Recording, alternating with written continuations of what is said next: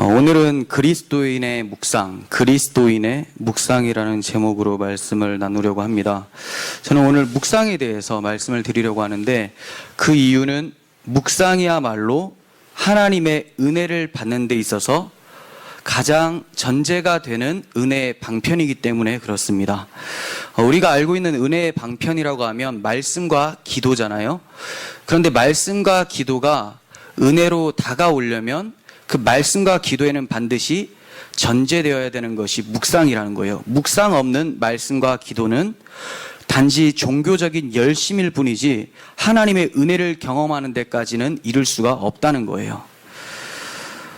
말씀과 기도에 열심을 하는 성도님들 참 많습니다. 특히 대형교회 같은 데 가도 새벽에 정말 강대상 앞에 나와서 기도하는 권사님들, 집사님들이 참 많죠. 말씀도 많이 봐요. 6월이 됐는데 사독을 한 권사님도 있었고, 그리고 6월이 됐는데 한 번 필사에 사독을 한 권사님도 있었어요. 대단하죠. 그것만 하시는 것 같아요. 밤낮 기도하시고 말씀 봐요. 그런데 그분들과 대화를 하면 좀 답답합니다. 왜냐하면 너무나 근심 걱정이 많아요. 그 근심 걱정도 자기 영혼에 대한 근심 걱정이 아니라 자식이 어떻게 됐으면 좋겠고, 남편이 어떻게 됐으면 좋겠고, 좀 세상적 출세를 위해서 늘 근심 걱정을 합니다. 그래서 영원한 것을 바라봐야 되지 않겠냐라는 조언을 조심스럽게 말씀을 드려도, 그거는 맞다고 인정을 하지만 자기가 지금 구하고 있는 것들, 근심 걱정하고 있는 것들을 놓을 수가 없는 거죠. 그게 왜 그렇습니까? 말씀과 기도는 정말 많이 하는데 말씀이 어떤 뜻인지를 전혀 모르고, 기도를 하는데 기도의 내용이 하나님께 합당한지에 대해서 전혀 생각을 하지 않고 계속 기도를 하다 보니까 종교적인 열심만 더해지고 하나님께서 받으시지 않는 기도가 되기 때문에 성도에게 영적 성장이 일어날 수가 없는 거죠. 그렇다고 저는 말씀과 기도를 그러면 좀 덜 해도 된다라는 것을 말씀드리는 것이 아니라, 많이 하되 그만큼 전제에 묵상이 충분히 있어야 된다라는 것을 말씀을 드리는 거예요. 이렇게 중요하고 근원적인 은혜의 방편인 묵상에 대해서 중요시하지 않는 그리스도인들이 너무 많기 때문에 삶 속에서 영적 승리를 경험하지 못하고 늘 패잔병처럼 살아가는 그리스도인들을 종종 보게 됩니다. 주님께서 이겨놓으신 전쟁을 왜 진 것처럼 생각하면서 살아갈까요? 묵상하지 않고 있기 때문에 그래요. 저와 여러분이 오늘 말씀을 통해서 묵상의 필요성을 더 깨닫고 묵상의 유익을 깊이 체험해서 우리 마음속의 천국을 누리는 그런 삶이 되기를 간절히 소원합니다. 많은 사람들이 묵상이라고 하면 명상과 헷갈리는 사람들이 있어요. 명상은 마음의 고통에서 벗어나서 아무런 왜곡 없는 순수한 마음 상태로 돌아가는 것을 초월이라고 하는데, 이 초월을 실천하려는 것이 명상이에요. 이해가 되세요? 아무 왜곡 없고 순수한 마음을 가지고 아무 근심 없는 이 초월 상태에 이르려고 실천하는 행위가 명상이라는 거예요. 초월은 인간을 제한하는 모든 조건에서 완전히 해방을 이룬 상태를 의미하는 건데, 우리를 억압하고 근심케 하는 거 있잖아요. 이걸 완전히 해방을 이룬 상태를 말하는 건데, 이걸 초월이라고 하며 해탈이라고 하고 열반이라고도 해요. 초월, 열반, 해탈. 불교에서는 열반에 이르면 어떠한 얽매임도 갈등도 없는 참다운 나를 얻게 된다, 이렇게 얘기를 합니다. 참다운 나를 얻는다. 이러한 성취를 이룬 자를 아라한 또는 보살이라고 하죠. 영화에도 아라한 장풍 대작전 이런 거 있었잖아요. 아라한이라고 해요. 그러니까 모든 것을 깨닫고 근심이 없는 초월의 상태, 가장 이상적인 경지에 이른 상태를 부처라고 합니다. 부처. 쉽게 말씀드리면 명상이란 잡다한 생각을 다 버리고 오직 명상하는 나 자신에게만 집중해서 아무것도 얽매임이 없는 나 자신만 남게 하는 것, 이게 명상인 거예요. 저도 옛날에 예수 믿기 전에 명상을 참 많이 했었어요. 윗바사나 명상이라는 것도 했고, 탄트라 비잔이라는 두꺼운 책 3권짜리 있는데 그 108가지의 그 명상법이 있는데 그 중에서 한 10가지를 택해가지고 많이 했었었는데, 이런 것들이 있습니다. 호흡에 집중을 하는 거예요. 숨을 쉬고 내쉬잖아요. 근데 술 들이마시고 내쉬는 그 마지막 전환점이 어딘가, 여기 집중하는 거죠. 전환점 없어요. 끝과 동시에 시작이에요. 또 해보시는 분들이 또 생기는데, 끝과 동시에 시작이에요. 그 무슨 말이냐면 그걸 찾으라는 게 아니라 그렇게 집중을 하면서 다른 사색들을 지워버리라는 거죠. 그리고 제3의 눈에 집중하라는 게 있어요. 그건 좀 위험한 건데, 이거는 정말 고도의 기술을 가진 자들만 해요. 여기 제3의 눈, 인중이 아니라 뭐죠? 미간에 집중을 해요. 여기만 계속 집중하면 머리가 굉장히 깨질 듯하게 아픕니다. 그렇게 해서 이제 그 깨달은 사람들이 이게 뻥 터져나가는 경험을 한다고 합니다. 시원하게 뚫리는. 근데 그러다가 또 이제 두통이 오는 사람들도 많고. 그리고 또 이런 것도 있었어요. 제가 주로 자면서 했었던 명상법이었는데, 내가 큰 바위라고 생각을 하는 겁니다. 큰 바위. 못 움직여요, 못 움직여. 그리고 날씨가 굉장히 따뜻하다고 생각을 하고 새가 지저귀다고 생각하면 정말 따뜻함을 느껴요. 그래서 그렇게 명상에 훈련이 많이 된 사람들은 뭐 추운 겨울 같은 데서도 막 잘 나고 이런 사람들 많이 있거든요. 수행이 많은 사람들. 뭐 이런 것들을 명상이라고 하죠. 결국은 내 자신을, 참된 나 자신을 발견하는 것. 근데 반면 묵상은 성경 말씀을 통해서 고집스러운 나를 버리고 그 명상에서 그토록 찾는 그 나를 버리는 게 묵상이에요. 그리고 하나님이 주인 되실 수 있도록 하나님의 말씀에만 계속 집중을 하는 거죠. 이 말씀의 의미가 무언가?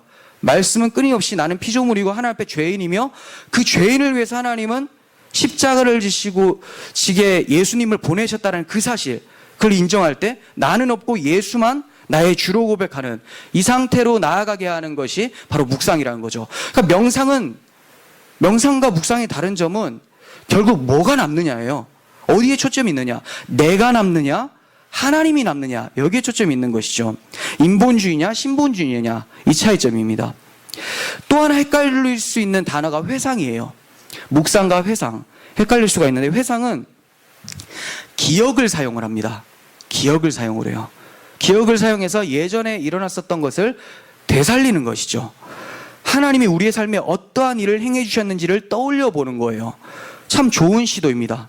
성경에도 기억하라라는 말씀이 나와요. 신명기 8장 2절인데, 내 하나님 여호와께서 이 40년 동안에 내게 광야길을 걷게 하신 것을 기억하라. 이게 회상이죠. 이거 회상하라는 거예요. 근데 여기서 말씀을 그치는 게 아닙니다. 이는 너를 낮추시며 너를 시험하사 내 마음이 어떠한지 그 명령을 지키는지 지키지 않는지 알려 하심이라. 이렇게까지 말씀해 주십니다. 그러니까 기억으로만 그쳐서는 안 된다는 말이에요. 기억하라, 회상하라 라고 말씀해 놓으시고 그 기억의 의미를 되새기는 것이 중요하다는 거예요. 주님께서 그 기억의 의미가 뭐라고 해석을 해주십니까? 내가 마음이 어떠한지, 명령을 지키는지 안 지키는지 알려고 하는 것이다. 하나님이 알려고 하는 게 아니에요. 이건 우리가 알아듣기 쉽게 하기 위해서 표현한 것이지, 결국 누가 알게 되는 거예요? 40년 동안 광야에서 하나님 말씀 안 지킨 것을 자신들이 스스로 알게 되는 것이죠. 결국은 뭘 기억하라는 겁니까? 너희들은 끊임없이 반역하고 내 말을 지키지 않았지만 내가 너희를 먹이고 입혀서 결국 가나안 땅까지 약속대로 도착하게 했다. 이것을 기억하라는 거예요. 그러니까 기억으로만 그치는 것이 아니라 그 의미를 되새기는 것, 이게 바로 묵상이라는 겁니다. 기억이라는 영양식이 있으면 그 영양식을 먹어서 영양분을 섭취하는 것이 바로 묵상이에요. 다윗은 날마다 묵상함으로써 하나님의 은혜라는 영양분을 섭취하면서 살았던 사람이에요. 시편 63편 5절 보겠습니다. 골수와 기름진 것을 먹음과 같이 나의 영혼이 만족할 것이라. 나의 입이 기쁜 입술로 주를 찬송하되. 골수와 기름진 것을 먹음과 같이 나의 영혼이 만족한다. 영양분을 막 주님의 영양분을 섭취하고 있는 거예요. 주님의 은혜가 떨어졌는데 그 은혜를 막 섭취해서 영양분을 섭취한 것처럼 너무 만족스럽대요. 많은 그리스도인들이 하나님의 은혜라는 영양식이 눈앞에 항상 차려져 있음에도 불구하고 먹을 줄을 몰라서 피골이 상접한 상태에 이른 것을 많이 보게 돼요. 회상하는 정도로만 그쳐서는 안 돼요. 여기 음식이 있구나. 하나님이 옛날에 나한테 음식 주셨지, 은혜 베푸셨지. 여기서 그치는 것이 아니라 그 은혜를 왜 베푸셨으며 그 은혜를 나는 어떻게 묵상을 했으며 지금 나는 그 은혜를 어떻게 대하고 있는지까지 계속해서 곱씹으면서 묵상을 해야 된다는 거예요. 하나님이 우리에게 기억이라는 보물 창고를 주신 이유는 그 보물을 꺼내서 발견하고 즐거워하라고 주신 것임을 기억하시길 바랍니다. 묵상이 없이는 하나님의 진리가 우리 가운데 머물지를 않습니다. 복음을 알았음에도 왜 복음의 능력을 경험하지 못하고 살고 있습니까? 복음이 마음에서 지워지기 때문이죠. 묵상이 없으면 주신 은혜를 다 잃어버리게 돼요. 예전에는 많이 은혜가 있었는데 지금에는 별로 없는 것 같아요. 은혜가 왜 없습니까? 은혜는 둥둥 떠다녀요. 깔린 게 은혜인데 은혜를 발견하지 못하는 우리들의 묵상 없음을 탄식해야 된다는 거예요. 묵상은 마음속에 하나님의 진리를 각인시키고 고정시켜서 은혜를 더욱 풍성하게 만들어내요.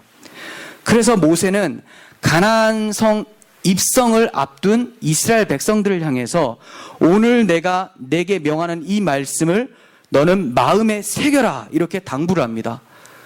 가나안 성 입성을 앞둔 이스라엘 백성 가운데 너는 이 말씀을 꼭 마음에 새겨야 돼 이렇게 얘기를 해요.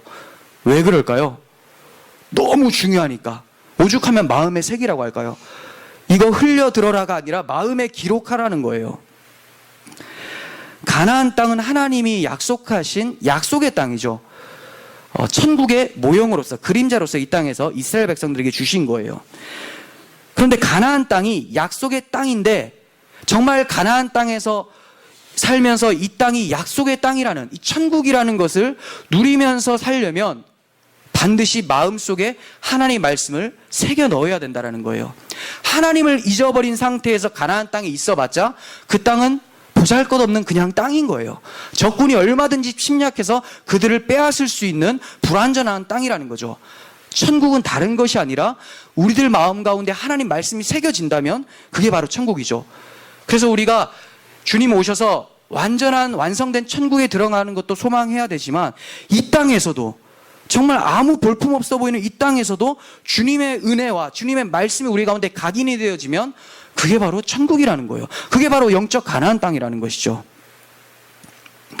사람들은 저마다 자신의 보물을 금고에 두고 살아갑니다. 성도는 보물이신 하나님의 말씀, 그리스도의 생명을 마음의 금고에 채워 넣어야 돼요.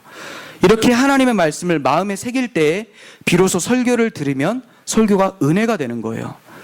묵상이 없이 설교를 들으면 지식은 쌓여요. 하지만 감화 감동은 없어요. 감화 감동이 없으면 삶이 변화가 안 되는 거죠. 설교를 들어도 은혜가 안 돼요. 설교가 개떡 같을 수도 있지만 우리들의 마음이 개떡 같을 수도 있다는 거죠. 묵상함이 전혀 없는데 진리의 지식은 계속 날아가는데 그 지식이 마음에 박히지를 않는 거예요. 묵상이 없으니까. 오늘 말씀 뭐였더라? 이제 한 주일 정도, 다음 주일 정도 생각해 보니까 지난주 말씀이 떠오르지 않아요. 왜요? 한 주 동안 묵상이 전혀 없었으니까.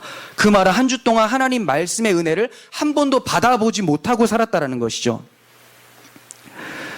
설교를 통해서 들어온 지식이 생명을 살리는 지식이 되려면 반드시 묵상으로 잠들어 있는 지식을 일깨워줘야 되는 거예요. 그러니 한 편의 설교를 깊은 묵상으로 이어지게 하는 것이 묵상 없이 듣는 100편의 설교보다 훨씬 유익하다는 사실을 기억했으면 좋겠어요. 유튜브 보면 설교가 깔렸죠. 너무 많죠. 이거 아직 못 들었는데 어떡하지? 염려하지 마세요. 한 말씀으로도 우리가 평생을 살아가는데도 묵상하기에 끝이 없습니다. 하나님의 진리는 우리가 캐고 또 캐도 계속해서 풍성하게 다가오게 마련이에요. 너무 많은 말씀을 집어넣어서 내가 이걸 다 알아야지. 그럼 뭐만 쌓인 줄 아세요? 교만만 쌓입니다. 교만만. 묵상이 없이 지식만 쌓이면 교만만 쌓여요. 신학생들이 가장 교만하다고 하죠. 신학교 처음에 들어가면 부푼 마음을 안고 정말 겸손한 심령으로 강의에 임합니다. 근데 한 학기가 지나면 머리가 굵어져요. 근데 기도 양은 그만큼 줄어듭니다. 기도는 줄어들었고 묵상은 줄어드는데 지식은 많이 다가오니까 교만은 하늘을 계속 찔러가죠. 그래서 누가 말하면 그거는 알미니안주의적이고 그는 인본주의적인 해석이고 하나님의 주권 가운데서는 호람되어 정신이 없고 뭐 이런 헛소리만 하면서 단어는 좋아요. 근데 그 단어가 묵상이 안 되니까 헛소리가 되는 거죠. 둥둥 떠다니는 거예요. 헛소리, 텅텅 비어있는 소리. 왜 그렇습니까? 묵상이 없으면 결국 자기만 높아지게 되는 거죠. 하나님의 말씀, 겸손케 하는 하나님 말씀도 사람들은 자기가 높아지기 위해서 사용한다는 거예요. 페이스북 같은 데 보면 자기 지식을 자랑하기 위해서 글을 쓰는 목사님도 있고, 정말 진리를 나타내기 위해서 쓰는 사람도 있어요. 어떻게 알게 되는가? 그 교묘하게 나는 정말 죄인이에요 하면서 교묘하게 자기를 드러내는 단어들이 살살살살 나와요. 그걸 쓰면서 경건해 보이려고 하는 교만, 그게 나타나는 거죠. 그래서 우리는 글을 쓸 때도 말을 할 때 정말 주의해야 돼요. 예전에 저도 싸이월드 할 때 막 음악 배경부터 막 다 크리스찬의 음악으로 다 깔고 다 했는데, 정말 저는 너무 좋아서 한 건데 안 믿는 어떤 형님이 그러더라고요. 꼭 이렇게 티를 내야 되냐. 그래서 한번 생각해 봤어요. 티를 내려고 한 건 아닌데 정말 티를 내고 싶어서, 왜냐면 하나님을 자랑하고 싶어서 한 건데, 이게 자칫하면 내가 뭔가 신실하다라는 것을 자랑하는 교만의 통로가 될 수 있겠구나, 이걸 생각하게 되는 것이죠. 많은 것을 집어넣으려고 하지 마십시오. 하나님께서 오늘 여러분들에게 주시는 한 말씀으로도 한 주간 살아가는데 부족함이 없습니다. 그렇다고 주일 예배만 드리라는 건 아니에요. 딱 그러려면 나는 요 설교 요것만, 근데 꼭 그런 사람들의 특징은 이것도 묵상을 안 한다라는 거예요. 묵상을 하면 다른 것도 더 묵상하고자 하는 마음도 생기죠. 그러니까 여러분들이 어디로 빠져나갈 구멍은 없는 거예요.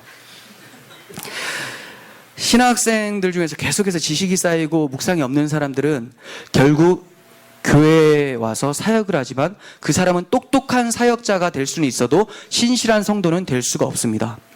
사역자만 그런 게 아니죠. 오늘날 교회는 묵상이 없는 것 같아요. 수많은 프로그램을 돌려대고 자신들이 무슨 프로그램을 무슨 목적에 의해서 하는지도 모르고, 그 목적이 제대로 된 목적인지도 모르고 그냥 공장 기계처럼 프로그램을 계속 돌려대요. 목사가 돌리니까 자기도 돌리고, 돌리다 보니까 사람들 초청해서 같이 돌자라고 하면서, 그러다 보면 어떻게 됩니까? 과부하 걸려가지고 지쳐가지고 교회 못 나오겠다, 너무 힘들다, 목사님 너무 시킨다. 근데 그러다가 상금 얘기 한번 하면 다시 한번 이 기계가 돌아가기 시작해요. 또 열심히 돌려야 되겠다. 왜 돌아가는지도 모르고 상급이 뭔지도 모르고 계속해서 돌려대요. 붕어빵 찍어내는 공장 같습니다. 예배는 잔뜩 만들어 놨는데 그 예배에 대한 묵상 시간은 전혀 없어요. 아니, 시간이 아니라 마음의 여유가 없는 거죠. 시간의 여유가 없는 게 아니라 마음의 여유가 없으니까 예배에 대한 묵상을 하지 않고 예배 외에 세상적인 묵상을 너무 많이 해요. 한 주간 여러분들 제일 많이 생각한 게 뭡니까? 말씀 생각했습니까? 아니잖아요. 어떻게 하면 직장에서 인정받고, 어떻게 하면 사람들이 날 좀 더 사랑하게 되고, 내가 어떻게 하면 인정받고 괜찮은 사람으로 보일까, 어떻게 하면 돈을 벌까, 이런 궁리 많이 하셨다면 묵상이 전혀 없는 삶을 사신 거죠. 묵상이 없는 교회는 마귀 공동체가 되는 거예요. 사탄은 자신을 광명의 천사라고 소개하지만 사탄의 실상은 흑암입니다. 교회도 마치 천국을 나타낸 것 같지만 묵상이 없는 교회는 바로 흑암 가운데 있는 마귀 공동체라는 사실을 여러분들 기억하시길 바랍니다. 묵상 없는 교회의 특징 중 하나는 지극히 가볍다라는 거예요. 지극히 가벼워요. 경박스럽기 짝이 없어요. 그토록 무거운 진리를 마음에 담고 있지 않으니까 깃털처럼 둥둥 떠다니면서 날아다니는 거예요. 구약시대 타락한 이스라엘 백성들의 모습이 바로 이러했습니다. 스바냐 3장 1절과 4절 보겠습니다.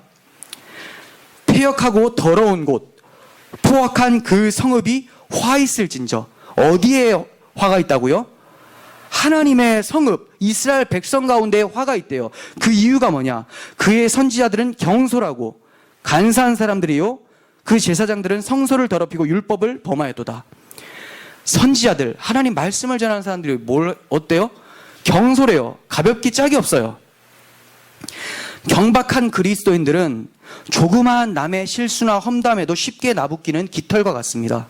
마귀는 이러한 사람들을 통해서 조금의 노력으로 큰 결실을 얻게 되죠. 그러니까 마귀는 이런 사람들 너무 좋아해요.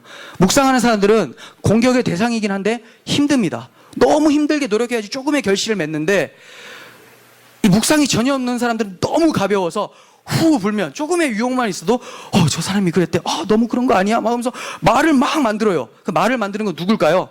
그 입은 누구의 입을 대언하고 있을까요? 마귀의 입이죠. 마귀는 그 사람을 통해서 많은 결실을 맺습니다. 60배, 100배의 결실을 맺죠. 하나님만 열매 맺는 게 아니에요. 마귀도 열매를 맺어요. 자기 자식을 당연히 열매 맺게 하겠죠. 무서운 소리예요. 교회 가운데 마귀의 종살이를 할 수도 있다라는 거예요. 우리가 깨어있지 않으면, 묵상하지 않으면 우리는 충분히 마귀의 노예로 끌려갈 수가 있는 거죠. 하지만 묵상하는 자는 마음에 진지함이 있습니다. 마음에 말씀이 깊이 심겨져 있기 때문에 사탄이 아무리 바람을 불어대도 쉽게 날아가지를 않아요. 그들의 입은 마음에 심겨진 무거운 진리들을 내놓기 때문에 많은 물소리처럼, 하나님의 음성처럼 느껴지게 되는 거죠. 진리를 선포하고 있기 때문에. 교회는 이러한 입술로 가득 차야 되는 거예요. 그냥 쉴 때도 여러분들 진리에 대해서 좀 얘기를 하시고 세상적인 것에 대해서 웬만하면 금하시기 바랍니다. 물론 여러분들의 형편과 상황 같은 거 서로 나누면서 기도 제목이 될 수도 있어요. 나누지 말라는 게 아니에요. 그런데 결국 초점은 어디가 되어야 되느냐? 하나님의 말씀, 진리, 그리고 들었던 설교나 묵상했던 말씀들이 되어야 된다는 거죠. 그럴 때 교회가 진지함이 있고 무거운 교회가 되는 거지, 왔는데 말씀 끝나자마자 막, 야, 어디에 투자하니까 괜찮더라, 어디 땅이 괜찮더라, 그런 데만 신경 쓰고, 우리 직장에 하는데 이렇게 프로그램을 짜는 것이 상사한테 더 유익이 될 것 같아. 그거는 회사 가서 고민하시면 되죠. 우리가 평소에 고민할 것은 하나님에 대한 묵상이에요. 여러분들이 일을 하실 때 그 일을 처리할 땐 거기에 집중을 하세요. 그렇지만 목적은 결국 어디에서도 내가 괜찮은 사람으로 서고 싶어하는 그 목적이 뭐냐? 하나님의 복음을 증거하기 위해서 어떠한 모습으로도 흠이 없게 하기 위한 모습이 여러분들의 목적이 되기를 바라요. 그럴 때 여러분들은 어떤 상황 가운데서도 가볍지 않고 진지한 모습으로 생활할 수 있게 될 것입니다. 묵상의 유익 중에 하나는 기도를 기도되게 한다는 거예요. 기도를 기도되게. 묵상이 없는 기도는 울리는 꽹과리와 같습니다. 하나님께서 듣기에 소음과 같아요. 좀 안 했으면 좋겠는데 울리는 꽹과리를 굉장히 많이 울려요. 새벽마다 울립니다. 그러니까 하나님이 막 죽겠어요. 듣기가 싫어요. 근데 끊임없이 달라 막 보좌를 흔들며 하나님이 어지러워서 알았다, 이제 그만 흔들어, 내가 돈을 주겠다, 이렇게 생각을 합니다. 물론 은혜라고 하지만 그 사람들이 생각하는 은혜는 다 복이잖아요. 그런 사람들은. 그러니까 이런 소리들은 하나님께는 소음이에요. 이러한 기도를 많이 하면 할수록 그는 점점 더 욕망의 지배를 받게 되죠. 하늘의 양식을 구하는 것이 아니라 세상의 양식을 계속해서 초점에 맞춰서 구하다 보니까 내 욕망을 계속 채우고 욕망은 끝이 없습니다. 그러다 보니까 욕망만 점점 커져지고 욕망을 가진 채 결국 심판에 이르게 되는 것이죠. 진리는 하나도 남지가 않아요. 소멸되는 거예요. 묵상은 하나님이 원하시는 기도를 하는 데에 전제가 됩니다. 묵상은 먼저 우리가 기도할 때 기도할 자료를 공급해줘요. 그리고 기도할 마음도 공급해줘요. 여러분들이 묵상을 많이 하면 기도가 하고 싶어지게 되죠. 다윗의 기도는 묵상을 깊이 함으로써 기도가 터져나온 거였어요. 시편 143편 5절과 6절 보겠습니다.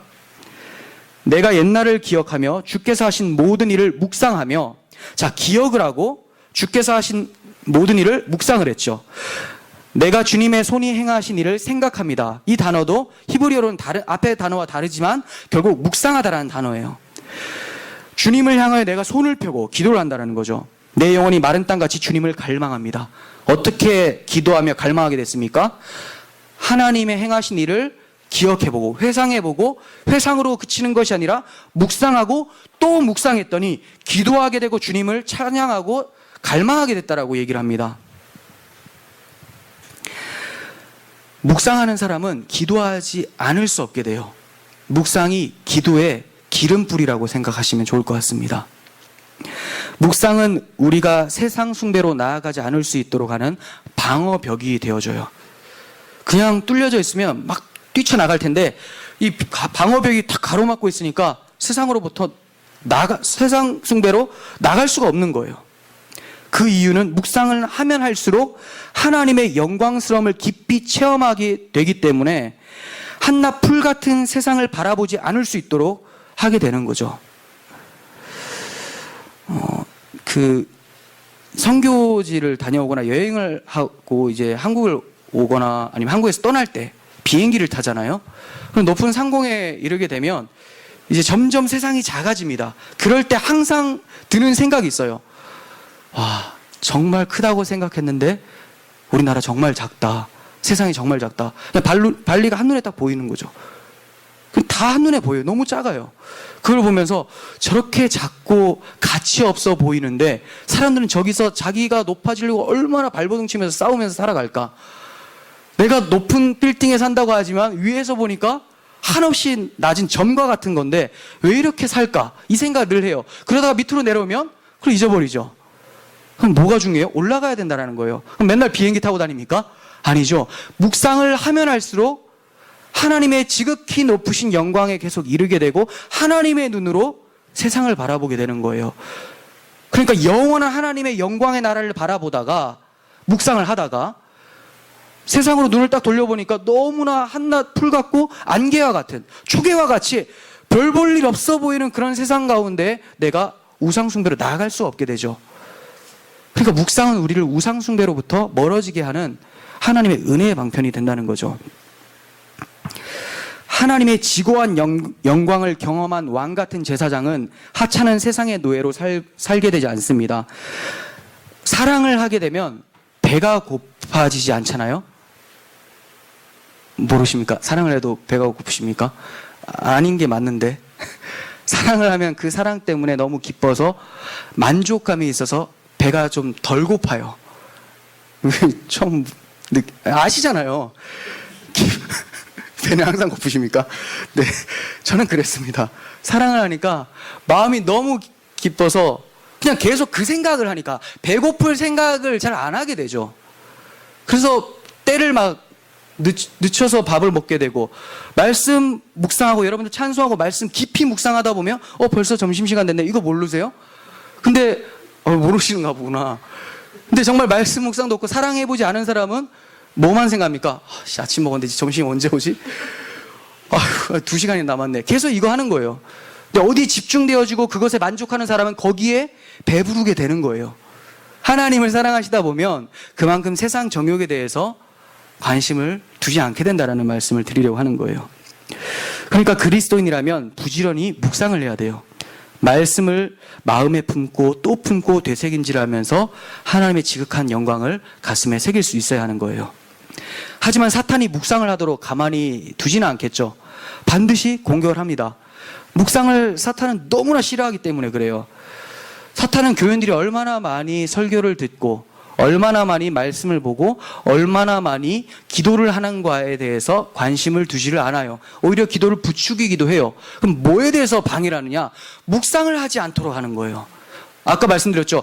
기도하고 그 말씀이 하나님이 원하시는 말씀과 기도가 되려면 묵상이 전제가 되는 거죠. 그래서 제가 사탄이 기도를 싫어한다 이 말은 묵상이 담긴 기도를 싫어한다는 거지, 묵상 없이 그냥 내뱉은 기도는 사탄이 너무 좋아하는 사탄의 생명 양식입니다. 그거 먹고 자라가요. 그는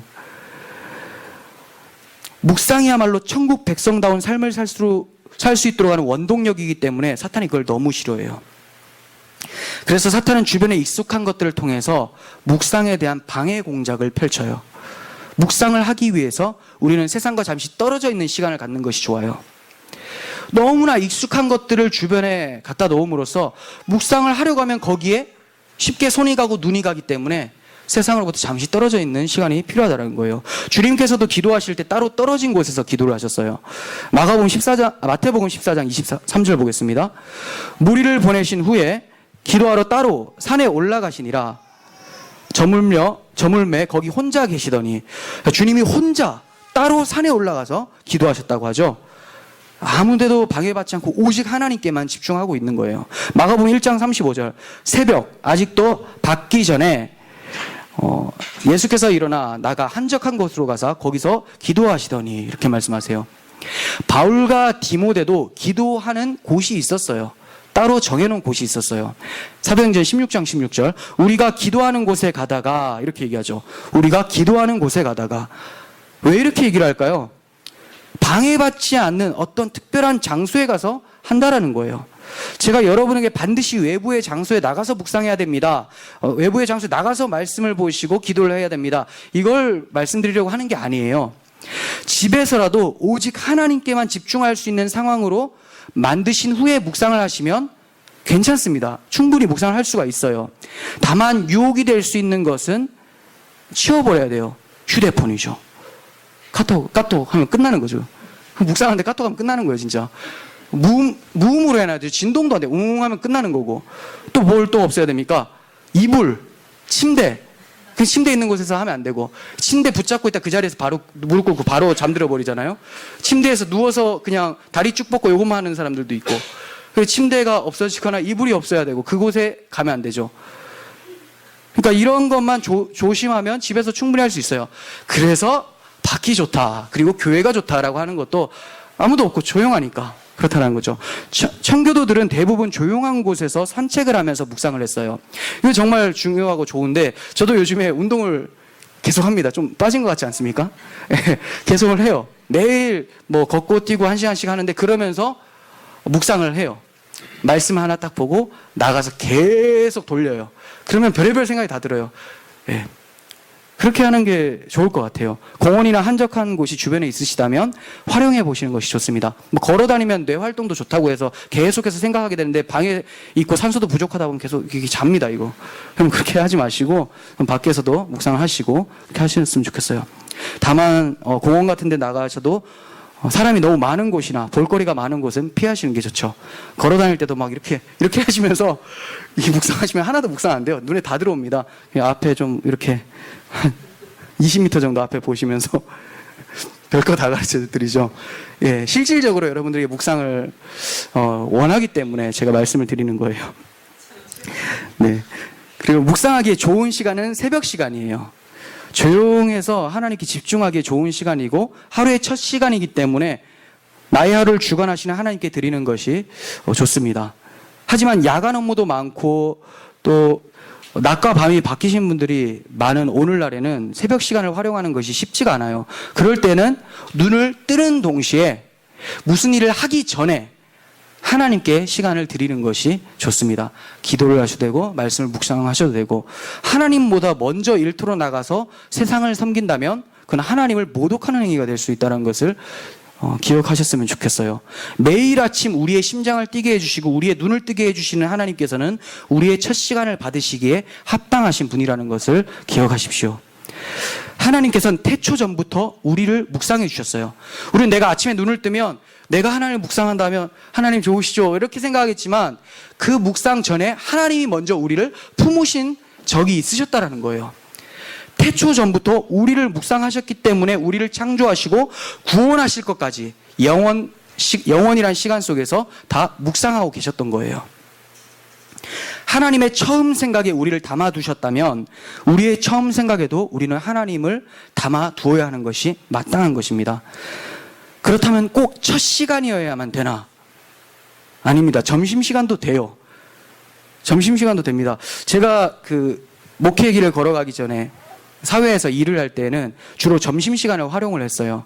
식사 후에 좀 빨리 먹고, 이제 그때는 아메리카노도 안 마셨거든요. 목회하면서 이제 배운 거지. 좀 안 좋은 걸 배운 것 같아요. 유일한 낙이 이제 아메리카노가 됐는데, 그 시간이 많이 듭니다. 커피 마시고. 근데 이제 그때는 커피도 안 마시고 보충제 마시고 이랬으니까 금방 끝나잖아요. 금방 밥 먹고 딱 들어오면 뭐합니까? 이제 비상구 있는 계단이나 화장실 같은 데 문 잠그고 기도하거나 이렇게 묵상을 하는 거죠. 참 신실한 청년이었는데, 지금보다 더 많이 했었던 것 같아요. 그게 이제 사람들의 방해를 받지 않고 자기가 자기의 영혼을 지킬 수 있는, 묵상할 수 있는, 하나님을 담을 수 있는 좋은 시간을 마련을 하는 것으로 볼 수가 있죠. 그리고 취침 전 밤에도 하는 것도 괜찮아요. 하루를 마감하면서 하나님의 은혜를 묵상하고 감사하고, 또 하나님을 위한 내일이 되기 위해서 계획하고 다짐하는 시간, 너무 중요한 시간이죠. 이 밤 취침 전에 너무 좋은데, 단 주의해야 될 점은 너무 피곤해서 잠들기 직전에 하면 어떻게 돼요? 눈 감자마자 바로 자려고 눈 감는 거지, 기도하려고 눈 감는 거 아니죠. 그러니까 너무 피곤하지 않을 때, 그때 하셔야 되는 거예요. 그냥 잠들게 되니까. 그러니까 제가 말씀드리는 요지는 따로 시간과 장소를 구별해 두는 것이 좋다. 그렇지만 무엇보다도 중요한 것은 늘 항상 하나님의 말씀을 묵상하는 것이 생활화되고 습관화될 때 우리에게 하나님의 기쁨이 찾아온다는 것을 기억하셨으면 좋겠어요. 그러면 묵상을 어느 정도 시간을 하는 것이 좋을까? 얼마 동안 하는 것이 좋을까? 5분? 10분? 1시간?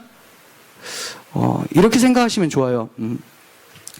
날씨가 너무 밖에 겨울이라서 추워서 벌벌 떨다가 방에 들어와서 따뜻한 난로 앞에 선 사람이 있어요. 당신 언제까지 불을 쬐을 거예요? 라고 하면 그 사람 뭐라고 얘기할까요? 내 몸이 녹을 때까지. 묵상도 마찬가지예요. 당신 언제까지 묵상할 거예요?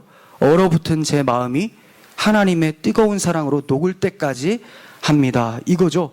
그러니까 여러분들이 묵상을 했는데 감화 감동이 안 와요.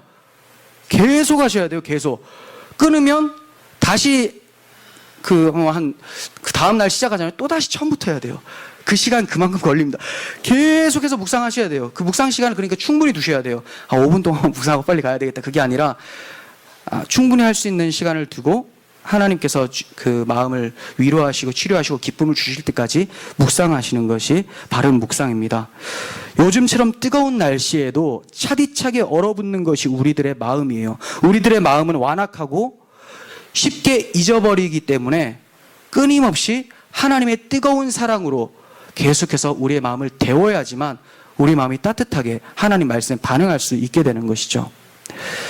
지방을 태우려면 20분 이상 러닝을 해야 돼요. 그 전까지는 탄수화물만 소모가 돼요. 아시겠죠? 20분 동안 러닝머신 하다가 내려오는 아주머니들은 자기가 먹은 칼로리만 소모하고 내려오는데 지방 하나도 안 탑니다. 그러면서 왜 이렇게 살이 안 빠질까? 이유가 있죠. 타기 전까지만 움직였으니까.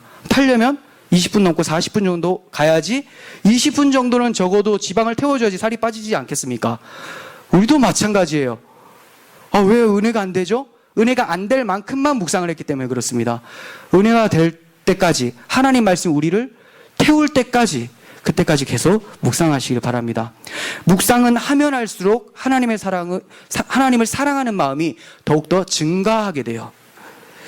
사랑하는 사람에게 사랑의 편지를 받은 사람이 집에 와서도 꺼내서 읽어보고 너무 좋아서 입에 미소가 막 지어지죠. 자주 봅니다. 밥 먹을 때도 보고 내 사랑하는 사람 이런 걸 또 줬구나 하면서 계속 머릿속에 잊혀지지를 않아요. 결국은 잠들 때에도 편지는 책상에 넣었지만 잠들 때에도 계속 떠올리다가 결국 옆으로 돌아놓으면서 이불을 꽉 껴안고 발버둥을 치죠.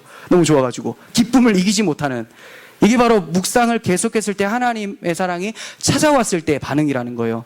묵상한 여러분들을 하나님의 사랑 때문에 이렇게 발버둥 칠 수 있도록 만들어주는 중요한 통로예요. 예수님께서는 우리에게 성경이라고 하는 하나님의 사랑의 편지를 주셨어요. 그 사랑을 여러분들 마음 가운데 계속해서 꺼내보셔서 여러분들이 하나님의 사랑 때문에 기쁨을 이기지 못하시기를 간절히 바랍니다. 마지막으로 묵상을 위해서 몇 가지 지침을 말씀드리겠습니다. 묵상하기 전에 먼저 말씀을 읽으셔야 돼요. 말씀을 없는 상태에서 묵상을 하면 그건 묵상이 아니라 공상이 되는 거죠. 전제가 없어요. 뭘 생각할 겁니까? 뭔가 읽고 이게 무슨 뜻일까 이거를 생각해야 되는데 그냥 나가면 멍해가지고 뭘 생각할 게 없습니다. 그러니까 반드시 말씀이 전제가 되어야 돼요. 말씀을 읽어서 묵상할 자료를 만드셔야 됩니다. 그리고 또 너무 많은 말씀을 한 번에 묵상하지 마시길 바랍니다. 주일 설교로도 한 주간 묵상할 수가 있어요. 여러 가지를 한 번에 묵상하다 보면 묵상이 실패하게 돼요. 이거 조금 생각하다가 은혜 못 받고, 이거 조금 생각하다가 은혜 못 받고. 그런데 한 가지를 깊이 묵상하다 보면 거기서 깨달아지고 감동이 되어지는 것이 다른 문제에도 통로를 열어줘요. 이해가 가세요? 하나님의 사랑은 다 연결이 되기 때문에 다른 부분을 해석할 때도 도움이 됩니다. 그러니까 이거 해석하고 저거 해석하려고 노력하지 마시고 이걸 깊이 생각하다 보면 이것도 같은 진리 안에 있기 때문에 충분히 해석되어지고 은혜로 찾아오게 된다는 것이죠. 그리고 또 묵상을 위해서 기도를 하셔야 돼요. 기도하기 전에 묵상해야 되는 것도 맞지만 묵상하기 전에도 기도를 해야 되는 것이 맞습니다. 왜냐하면 우리들의 생각은 성령의 도우심이 없이는 인본주의적으로 흘러가기 때문에 그래요. 항상 나의 생각을 성령께서 주장해 주셔서 성령께서 기록하신 목적대로 성경을 묵상하고 은혜를 받게 해달라고 간구해야 돼요. 이처럼 겸손한 마음은 성령의 조명을 받기에 매우 좋은 토양인 것입니다. 끝으로 묵상한 것을 실천에 옮기십시오. 본문에서 하나님은 여호수아에게 율법을 주야로 묵상하고 기록된 대로 다 지켜 행하라 이렇게 명했어요. 그럴 때 길이 평탄하고 형통하다 이렇게 말씀하고 계시죠. 지켜 행할 때.